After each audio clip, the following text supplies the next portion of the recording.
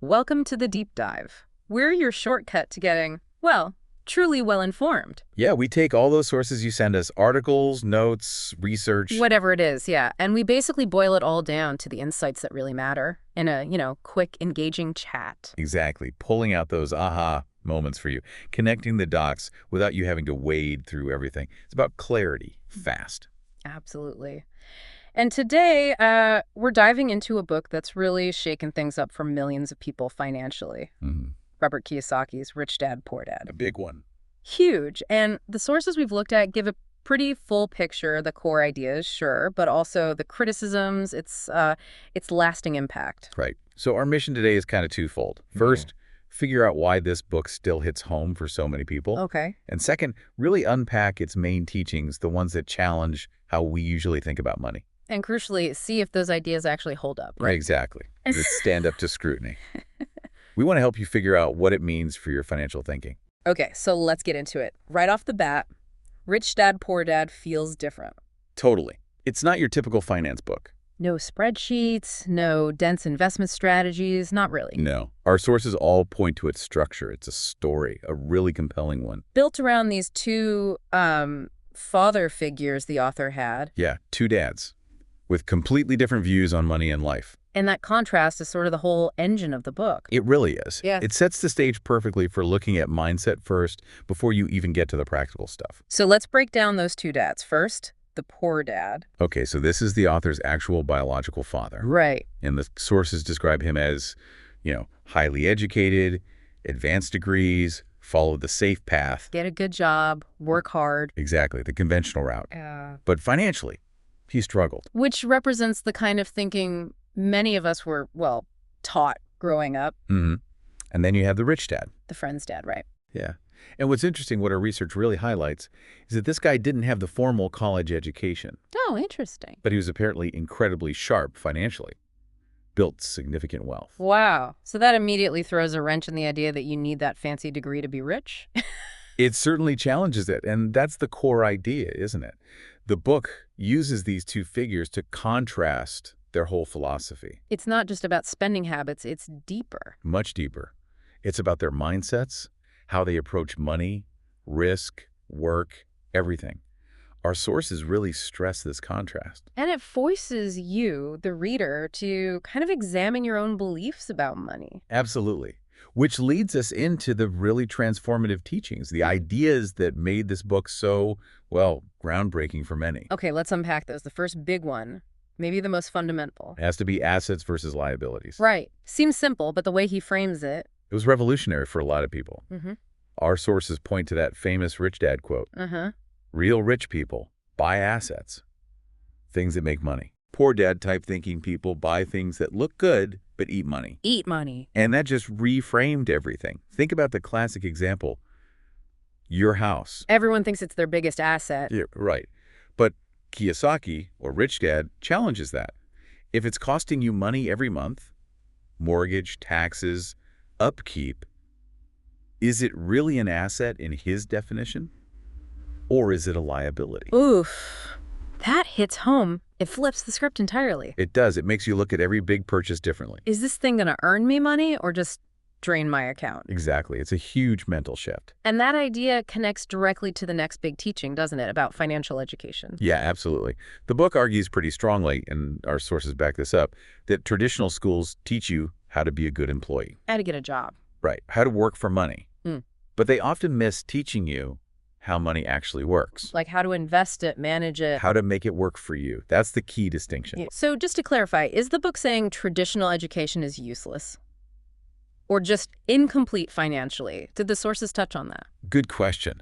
The sources suggest it's more about incompleteness. The argument isn't don't go to school. Okay. It's that financial literacy, understanding assets, investing, debt that's often missing from the curriculum. Right. Which leaves people, kind of unprepared for the real financial world. And it makes you think, doesn't it? Looking back at your own schooling. For sure. Did you feel prepared? Were there big gaps in what you learned about money? It's a question worth asking yourself. Definitely. And this lack of financial education, it kind of feeds into the third big concept. The rat race. Yeah, that's a term so many people know now, probably because of this book. Probably. And the book paints a really vivid picture of that cycle, right? Yeah, the whole work, get paid, spend, pay the bills, the EMIs. Those monthly installments, yeah. And then you're back at work just trying to keep up. Round and round. Yeah. Like a hamster on a wheel. But the sources say the book's power isn't just naming it. No, it's showing how easy it is to get stuck in it without even realizing. And the challenge it throws down is huge. How do you stop working for money? And start having money work for you. Yeah. Shifting from being just a consumer, someone paying bills, to being an owner, an investor. Changing that whole financial dynamic. Okay, so those are some powerful ideas. But like any book this big, it's got its critics. Oh, absolutely. Our sources were clear on that. It's definitely not universally loved, and it's not for everyone. And that's important context. What are the main criticisms the sources highlighted?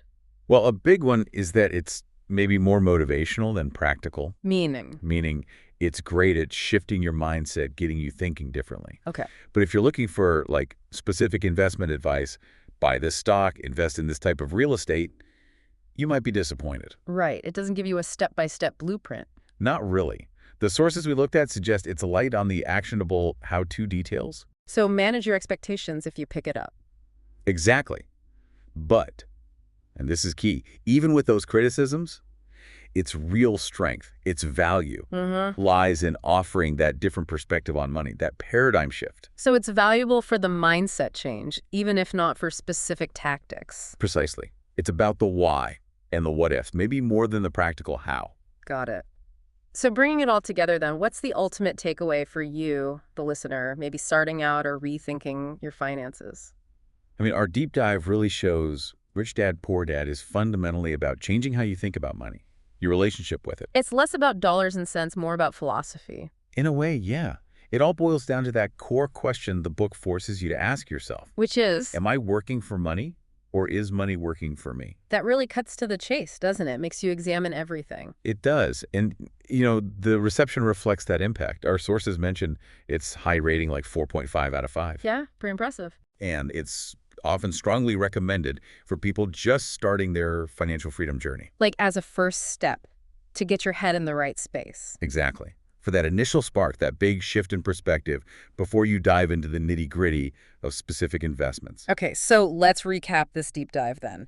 Rich Dad, Poor Dad uses this powerful story of two dads To introduce a pretty radical shift in thinking, contrasting that conventional poor dad approach with the rich dad focus on building wealth. Key ideas being understand assets versus liabilities. Crucially, recognize the need for real financial education, maybe beyond what school taught you. And figure out how to escape that rat race so your money starts working for you. It really champions mindset over mechanics. Urging you to ask if you're truly steering your financial life or just kind of going with the flow. Which feels especially relevant if you feel stuck in that cycle, right? Yeah. Paying bills month after month, looking for a different way. Absolutely. So that brings us to our final thought, something for you to chew on, building on all this. Okay, here it is. If you had to go through everything in your life right now, your car, sure, but also your skills, your education, maybe even your job, Everything. and you had to label each one asset or liability using the Rich Dad definition we talked about today,